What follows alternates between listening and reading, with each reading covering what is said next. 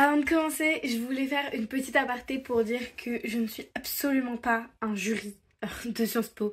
Je suis loin d'être une professionnelle, je ne suis qu'en première année d'études à Sciences Po. Donc ne prends pas ce que je dis pour argent comptant, 100% la vérité et 100% c'est sûr que tu vas réussir si tu appliques tout ça. C'est juste des choses que moi personnellement j'aurais kiffé qu'on me dise et les conseils que j'aurais aimé recevoir. Donc voilà, bisous et bonne chance, courage. Hello!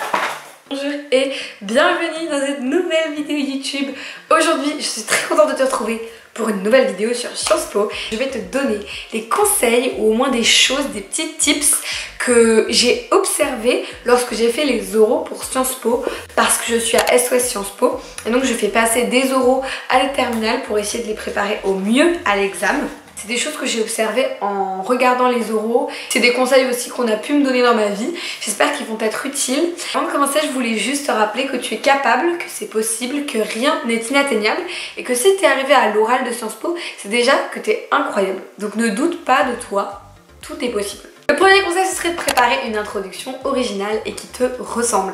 Essaye d'organiser ça de manière originale par rapport à ce que t'aimes dans la vie. T'aimes faire du dessin, en dessin tu commences par le crayon, ensuite tu mets de la couleur, de la peinture et ensuite t'accroches ton dessin. Tu dis oh comme j'aime le dessin, d'abord pour faire une esquisse de qui je suis, ensuite pour ajouter un peu de couleur à ma présentation je rajoute ça, etc. Essaye vraiment de partir de quelque chose qui te ressemble et surtout parle de toi. Pas de Sciences Po, pas de ce qui te motive à aller à Sciences Po parce que ça ce sera après.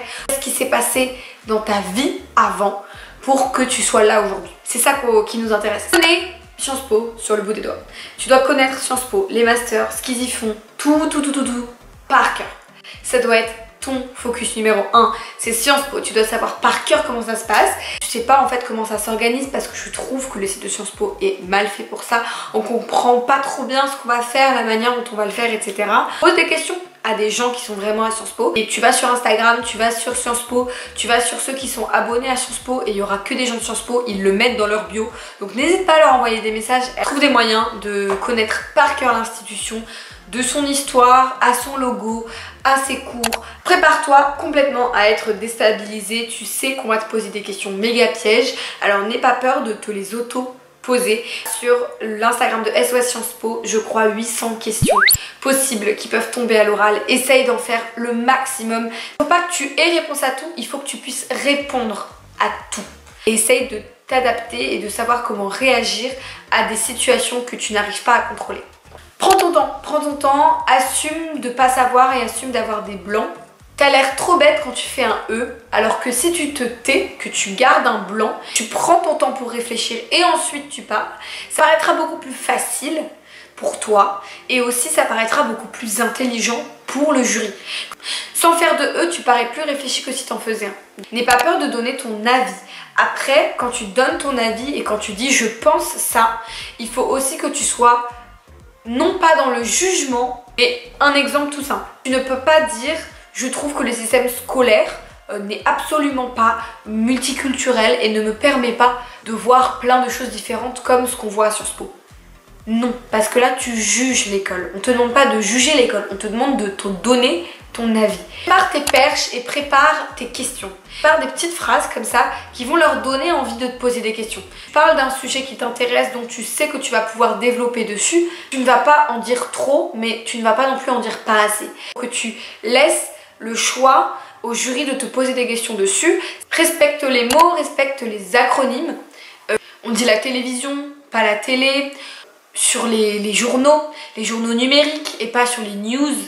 C'est dans notre langage courant qui n'est pas vraiment juste. Donc essaye de ne pas utiliser d'acronymes. Quand tu utilises par exemple l'ONU, le CVL, quand tu utilises des choses comme ça, essaye de définir ce que c'est. C'est important de définir ce que tu utilises. Tu sais pas, c'est pas grave. Il faut le dire. Si tu n'as pas la réponse à une question, tu dis voilà, là vraiment, j'ai pas de réponse à cette question. Par contre, il faut jamais terminer sur du négatif. Si tu ne sais pas, tu rebondis sur quelque chose de positif. Il faut toujours que la fin de tes réponses, elle soit de manière hyper positive et que tu termines un peu positivement. je suis désolée, je ne connais pas la réponse à cette question. Par contre, moi, votre question, elle me fait penser à ça, et ça, je connais, sans perdre trop de temps dessus. Parce qu'en soi, tu peux être un peu hors sujet de la question, vu que tu donnes une réponse qui n'est pas vraiment la bonne réponse. Essaye toujours de rebondir, parce que ça leur montre que tu ne te démontes pas. Cherche de la culture générale en passant par tes passions. Tu pourras toujours retenir des choses si tu aimes ce que tu fais. Donc essaye de trouver de la culture générale en fonction de ce que tu aimes faire. Intéresse-toi à la manière dont tu aimes les choses et pars de ce que tu aimes pour développer ta culture générale. Pour t'entraîner, mets-toi à leur place et prépare toutes les questions. Je te conseille vivement de trouver d'autres personnes ou des personnes qui sont à Sciences Po et qui peuvent te faire passer des oraux blancs, de te faire passer des oraux blancs pour que tu t'entraînes vraiment à le faire et essaye d'avoir le rôle du jury une fois. Et là, tu comprendras vraiment leurs attentes. Parce que 25 minutes au final c'est hyper court, tu comprendras où ils attendent telle ou telle chose et de t'enregistrer pour te revoir et pour être plus critique sur toi-même. Qu'est-ce que je me poserais comme question si j'étais jury? Ça t'aidera beaucoup. Arrive à rebondir sur tous les sujets. Si tu as une image, essaye de voir toutes les possibles visions de cette image. Est-ce qu'il y a des visages? Oui, il y a des visages, c'est quel visage? Pourquoi il n'y a pas de visage? Pourquoi on ne voit pas leur visage? C'est aussi un aspect intéressant à voir. Pose-toi plein de questions sur les images et pour ça, il faut t'y intéresser de multiples manières différentes. Interroge-toi sur l'aspect économique, sur l'aspect culturel, sur l'aspect politique. Essaye de voir ça sous différents angles et dans chacune des questions, essaye de t'interroger sur différents angles.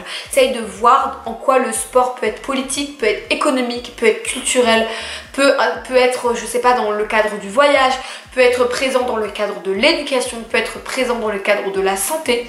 Essaye de lier le sport à tous ces aspects et ça te permettra d'avoir une réponse qui est complète et qui essaye de toucher à plein d'aspects différents. Essaye de créer du lien avec les trois aspects différents du discours. Le premier étant logos, dans la logique. Essaye de montrer que tu as de la logique, que tu es sensé et que tu es intelligent ou intelligente. Quand on se prépare à Sciences Po, on le sait et on est prêt pour ça. Là, l'éthos. L'éthos, ça va être tout ce qui est crédibilité. Comment tu es crédible? Donc comment est ton environnement? Comment tu vas parler? La manière dont tu vas t'exprimer? Comment tu vas approcher la réponse aux questions, etc. On a le pathos. Le pathos, ça va toucher à l'émotion. Comment tu vas arriver à attirer le jury à être dans l'émotif. Il faut réussir à toucher par l'émotion les jurys. D'une manière ou d'une autre, que ce soit parce que tu es très engagé dans une cause qui est touchante, tu es touchant parce que tu as vécu des choses pertinentes. Absolument, absolument que tu essaies de toucher le pathos. Et si tu touches logos, ethos, pathos, c'est plutôt un bon atout pour toi. Ne parle pas de pluridisciplinarité, on n'en peut plus, tout le monde le sait. Le mot qui revient quand on parle de Sciences Po, on sait que c'est pluridisciplinaire. Ne le dis pas, s'il te plaît, ne le dis pas. Je pense que c'est tout pour mes conseils, j'espère que j'ai pas été trop longue. Si tu as encore d'autres questions, n'hésite pas à me les poser dans les commentaires, je serai ravie d'y répondre. Merci beaucoup pour cette attention sur cette vidéo et je te dis à très bientôt pour une prochaine vidéo. Gros bisous, prends soin de toi, fais attention à toi et on se retrouve très bientôt. Ciao. Ok.